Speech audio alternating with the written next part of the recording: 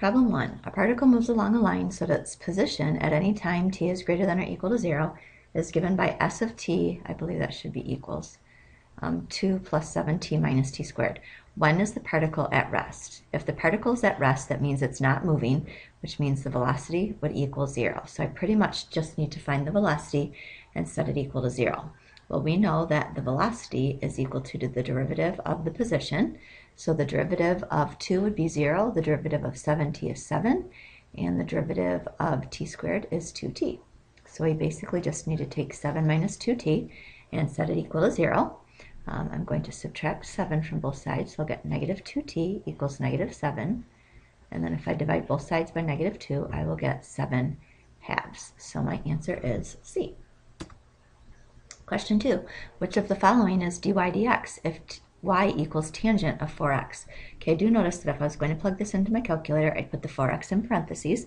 So in this one, I'm actually going to do a u substitution. So I'm going to make this y equals tangent u. And then from here, when I take the derivative of tangent, hopefully you know these, is secant squared u times du, times the chocolate, so times 4. So from here, if I just clean it up, I'm going to put the 4 out front, secant squared, and I'm going to substitute my u back in, which is 4x, and that gives me option E. Okay, question 3. If 3x plus xy plus 4y equals 8, the value of d squared y over dx squared at the point 1, 1 is what? Okay, this part right here, hopefully you remember. I haven't done that in a little while, but it just means to find the second derivative. So I'm going to find the first derivative first. Before I do that, I do notice that this part right here is a product, so I'm going to use the product rule for it. F prime will be 1, and g prime, the derivative of y is 1, but we do have to put dy dx for that one. Okay, so taking the derivative, I'm going to get 3 plus f prime times g, which would give me 1, plus f times g prime will give me x dy dx, and then plus the derivative of 4y will be 4, but I do have to include the dy dx, and then the derivative of 8 is 0. Okay, anything that has a dy dx, I'll leave on the left side. Everything else, I'll move on over to the right. So I'm going to have x dy dx plus 4 dy dx is equal to negative 3 minus y. And then from here, I'm going to factor out a dy dx. So I'll get in parentheses x plus 4, and then negative 3 minus y. And then finishing solving for dy dx, I'll just divide both sides by x plus 4. So I'll get negative 3 minus y over x plus 4. Okay, that is the first derivative.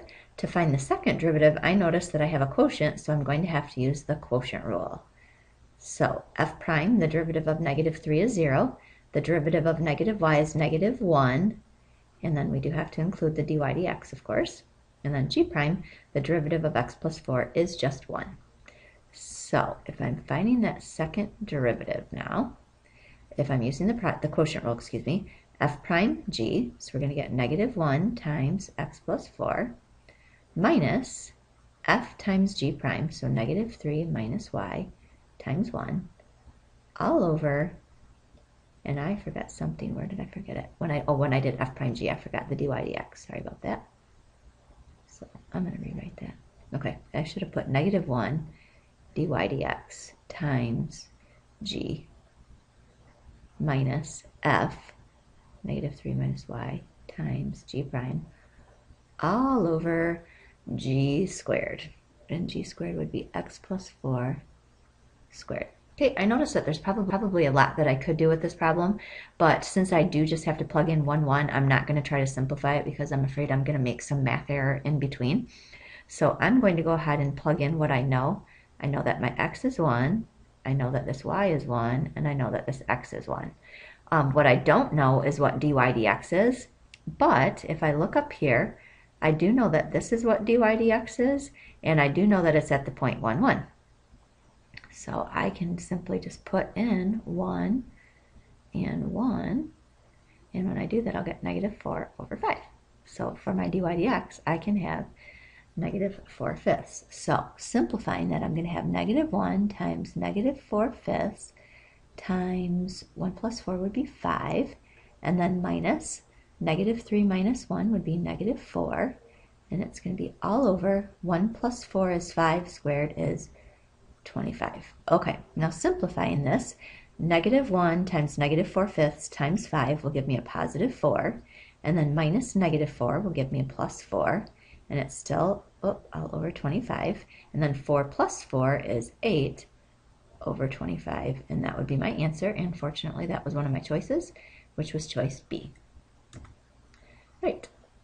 If the integral from 3 to 7 of f is equal to 5 and the integral from 3 to 7 of g is equal to 3, then all of the following must be true except which one? All right, I'm going to start out with the choices other than A. We'll get back to A in a minute. I'm going to start with B.